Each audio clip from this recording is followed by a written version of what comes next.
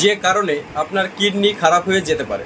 Number 1, অনিয়ন্ত্রিত উচ্চ রক্তচাপ। ধরুন অনেক দিন ধরে আপনার ব্লাড প্রেশার লেভেল অনেক বেশি রয়েছে, কোনো রকমের কোনো ট্রিটমেন্ট নিচ্ছেন না, কোনো রকমের কোনো মেডিসিন নিচ্ছেন না, এই কারণে আপনার কিডনির ওপর খারাপ একটা প্রভাব পড়তে পারে এবং কিডনি ড্যামেজ করে দিতে পারে। নাম্বার 2, অনিয়ন্ত্রিত ডায়াবেটিস।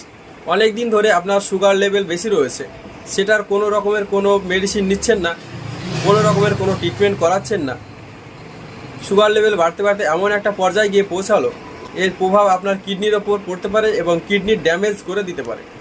নাম্বার 3, খালি পেটে প্রচুর পরিমাণে ব্যথানাশক মেডিসিন খেলেও আপনার কিডনি খারাপ হয়ে যেতে পারে।